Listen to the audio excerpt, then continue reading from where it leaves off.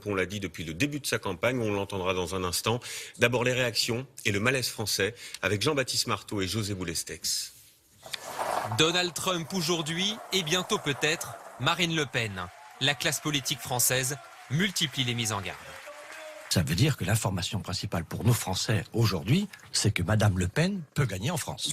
Au Parti socialiste, même tonalité, Jean-Christophe Cambadélis écrit sur Twitter « La gauche est prévenue ».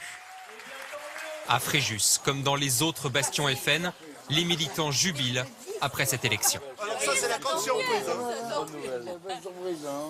Je voudrais commencer par dire merci aux Américains parce que je pense que ça va nous donner un petit coup de pouce pour nos élections présidentielles. Ces électeurs rejettent ce qu'ils appellent les élites, classe politique traditionnelle, intellectuels, médias, tous ceux qui n'ont pas vu venir l'élection de Donald Trump en France comme aux États-Unis. Je crois que ce qu'on n'avait pas vu, c'est ce qu'on n'avait pas mesuré, c'est la colère américaine, la frustration de tout un peuple qui se sent abîmé, déclassé, qui a peur de l'avenir. En France, y a-t-il aussi un sentiment de déclassement de certains électeurs qui se reporteraient vers Marine Le Pen? Plutôt oui, quand on compare la carte des zones fragiles où se concentrent en rouge les plus bas salaires et celle du vote FN aux dernières européennes. Pour le démographe qui a mené l'étude, cette similitude s'explique par la montée de l'inquiétude chez de plus en plus d'électeurs. Les deux raisons d'avoir peur, c'est une raison qui est locale, parce qu'on voit autour de soi des personnes qui sont en grande difficulté. Et puis l'autre raison, qui je pense est la plus importante, c'est parce qu'on sent qu'on n'a pas de perspective de carrière, on se sent bloqué. Une France rurale ou à la périphérie des grandes villes à laquelle tous les candidats tentent de s'adresser en priorité à 5 mois d'une présidentielle qui s'annonce très incertaine. Bonsoir Marine Le Pen. Bonsoir. Merci d'être avec nous. On l'a dit, vous soutenez Donald Trump depuis le début de sa campagne. Vous dites aujourd'hui c'est une bonne nouvelle pour la France. Pourquoi ne pas dire directement que c'est une bonne chose pour vous aussi?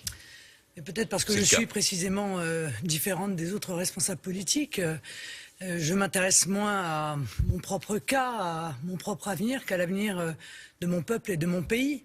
Dès le départ de cette campagne, j'ai dit de la manière la plus claire, moi je ne suis pas américaine, je ne vais pas me substituer au peuple américain.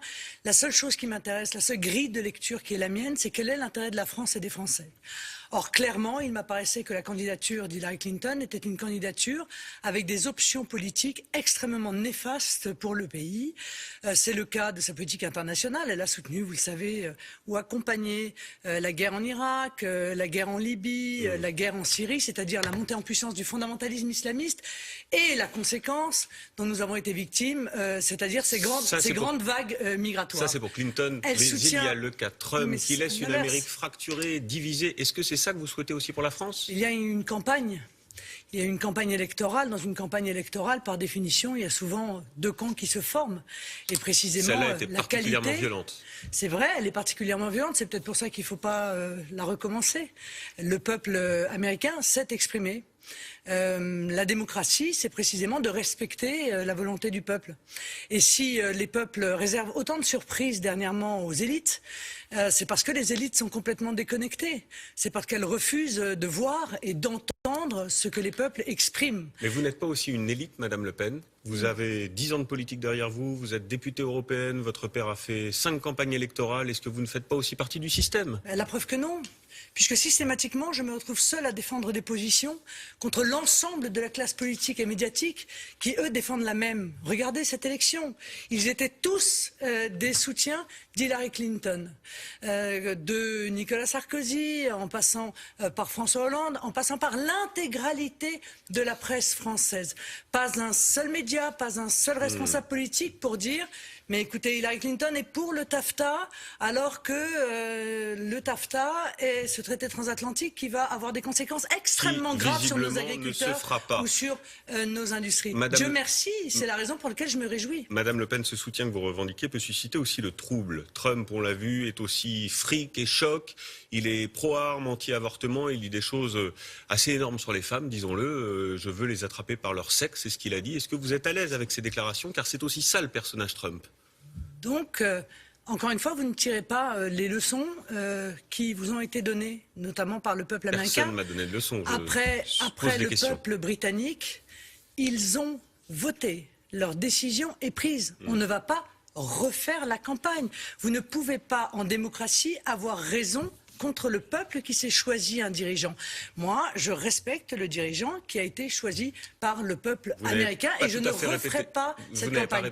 Ce qui m'intéresse, pardon. Vous n'avez pas répondu à ma question. Non, mais je réponds pas à votre question parce que je trouve qu'elle a peu d'intérêt, somme toute, par rapport aux gigantesques changements qui sont en train de se dérouler. Alors, sur le changement, Marine Le Pen. À ce monde nouveau qui émerge, à cette redéfinition des équilibres mondiaux qui sont la conséquence de l'élection de Donald Trump et notamment dans ses relations internationales avec la Russie, car je ne vous cache pas que, bien sûr, en tant que Français, je m'inquiétais de voir cette hostilité. Sa position sur la Russie, sur l'élection précisément. Cette victoire, Marine Le Pen, vous parlez de fond, on va en parler. Cette victoire, c'est aussi une victoire identitaire, celle des Américains blancs, déclassés contre une certaine minorité, les Hispaniques, les Noirs. Est-ce que vous aussi, vous ferez campagne pour les Français blancs, contre les Français issus de ces minorités, parce que c'est aussi un peu la petite musique qu'on entend au Front National? En tout cas, la petite musique que vous venez d'exprimer, c'est la petite musique qu'on entend sur l'intégralité des médias. Je crois que c'est une erreur d'analyse. Cette manière de racialiser les résultats de cette élection, c'est en réalité n'avoir rien compris à ce qui s'est passé. Ce qui s'est passé, comme ce qui s'est passé encore une fois en Grande-Bretagne, comme ce qui se passera, je le souhaite, en France en 2017, c'est la volonté de rompre avec la mondialisation sauvage, avec la concurrence internationale déloyale.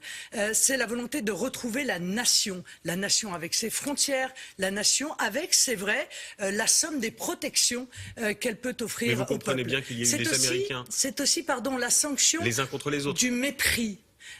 Qui est exprimé à l'égard des peuples. On les nie.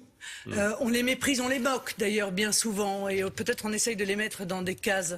Ils veulent reprendre le pouvoir sur leur destin. Ils ne veulent pas qu'une petite minorité puisse décider pour eux. C'est ça la grande leçon. C'est une leçon de liberté. Et si les élites ne comprennent pas cela, peut-être ne sont-elles pas capables d'ailleurs de le comprendre, alors effectivement elles passeront à côté de ce monde nouveau qui émerge. Vous n'avez pas tout à fait répondu à ma question. Est-ce que la construction... C'est vrai, vous n'avez pas répondu à ma question sur cette division entre les Français blancs d'un côté et les Français issus de l'immigration de l'autre. Je vous ai expliqué, vous vous trompiez dans votre analyse. Un angle d'attaque de votre campagne. Mais vous vous trompez dans votre analyse. Vous voulez racialiser, encore une fois, cette élection. C'est pas moi qui veux le faire. Vous c'est ce qui s'est passé aux États-Unis. C'est l'Amérique en colère. C'est le peuple américain, oublié par les élites, qui a le sentiment qu'il est dirigé par des gens qui défendent des intérêts particuliers, des féodalités, et qui ne défendent plus l'intérêt général. C'est ce qui s'est passé aux États-Unis. C'est ce qui s'est passé en Grande-Bretagne.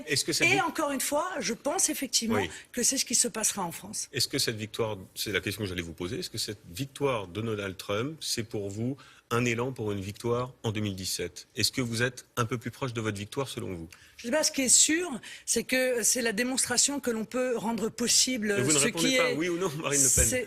Non, mais pardon, je vous rapporte ma réponse. Je suis obligée de répondre par oui ou par non. C'est pas. Non, mais la question est simple. Bon, je pense que ça permet de comprendre que l'on peut rendre possible ce qui est présenté comme étant impossible, car ce que le peuple veut, eh bien, le peuple le peut. Merci Marine Le Pen d'avoir été avec nous ce soir dans cette édition spéciale. Direction New York où on vous retrouve, David, c'est à vous.